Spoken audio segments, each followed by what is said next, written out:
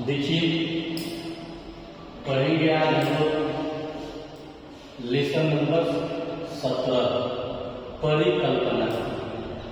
क्या पढ़ेंगे? परिकल्पना, जिसको अंग्रेजी में हम हाइपोथेसिस कहते हैं। अंग्रेजी में क्या करते हैं? हाइपोथेसिस कहते हैं। ठीक है, तो परिकल्पना क्या है, चलेंगे आगे ना।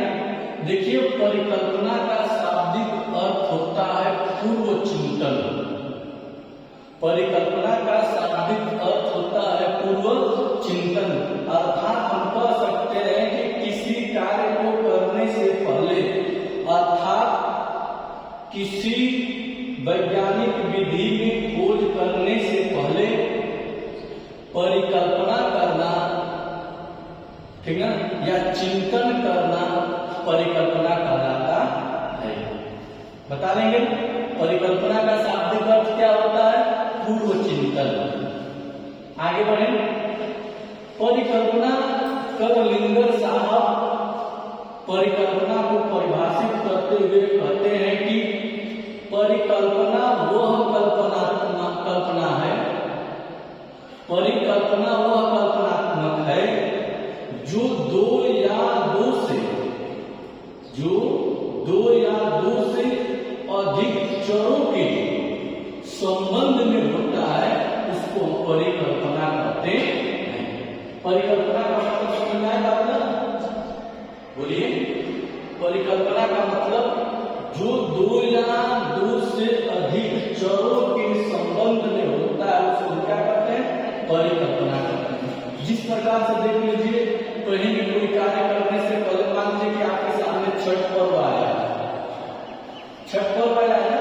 छठ पर्व आपका बृहस्पतिवार को गुरुवार को, लेकिन इससे पहले आप कल्पना करते होंगे कि कितने का फल आएगा, कौन सी साड़ी रहेगी, कौन सा कपड़ा रहेगा, कितना खर्च आएगा। परिकल्पना किया जाता है, पूर्व कथन दिया जा रहा है, तो उसी को हम क्या करते हैं? परिकल्पना करते हैं। ठीक है, आगे देखिए परिकल्पना की विशेषताएं। परिकल्पना कैसी होनी चाहिए? परिकल्पना कैसी होनी चाहिए? परिकल्पना अनुमानात्मक होनी चाहिए। परिकल्पना परिकल्पना सिद्धांत पर होना चाहिए। परिकल्पना में चरों का होना चाहिए। परिकल्पना में समस्या का संबंध होना चाहिए। यही मुख्यतः परिकल्पना की क्या है? विशेषताएं हैं।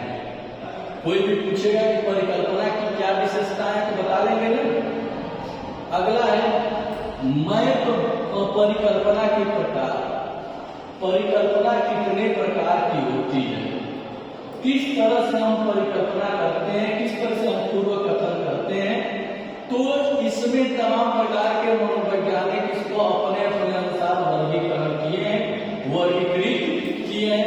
जिसमें से मैक गूगल साहब ने भी परिकल्पना का वर्गीकरण किया है। उन्होंने कहा है कि परिकल्पना का वर्गीकरण मुख्यतः 3 तरीकों से होता है। उन्होंने पहला बताया सार्वजनीन परिकल्पना। सार्वजनीन का मतलब चरों में हो, स्थान सभी चरों में हो, सभी स्थानों पर हो, सभी समय में हो, उसको हम सार्वजनीन परिकल्पना कहते हैं। जिसको हम क्या कहते हैं? सार्वजनीन परिकल्पना कहते हैं।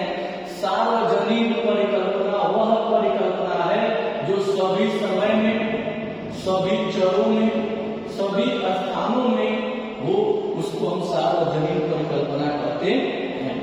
अस्तित्वपरक परिकल्पना। अस्तित्वपरक परिकल्पना वह कल्पना है जिसमें कोई न कोई एक वस्तु निर्धारित होती है। जिसमें कोई न कोई एक वस्तु का निर्धारण होता है, उसी को हम अस्तित्वपरक परिकल्पना कहते हैं। अगला है सीमित परिकल्पना। ठीक ना? सीमित परिकल्पना क्या है? एक सीमित परिकल्पना वह परिकल्पना है जिसमें एक लक्ष्य निर्धारित होता है। सीमित परिकल्पना में एक लक्ष्य निर्धारित होता है, उसी को हम सीमित परिकल्पना कहते हैं। तो इस प्रकार से प्यारे बच्चों, अगर कोई भी आपसे पूछेगा कि परिकल्पना क्या है, परिकल्पना का शाब्दिक अर्थ क्या है, तुरंत बताइएगा पूर्व कथन। परिकल्पना की परिभाषा क्या है, तुरंत बता दीजिएगा। परिकल्पना की विशेषता क्या है, तुरंत बता दीजिएगा।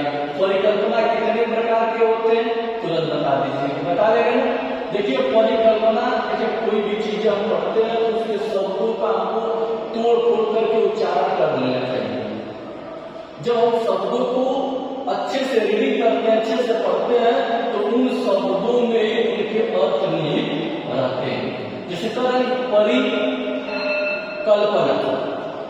परिकल्पना, परि का अर्थ बताया जाता है चारों, कल्पना का मतलब कल्पना करना, यानी कि सभी चरों की कल्पना करना क्या है, परिकल्पना है। ठीक है, अगले दिन। धन्यवाद।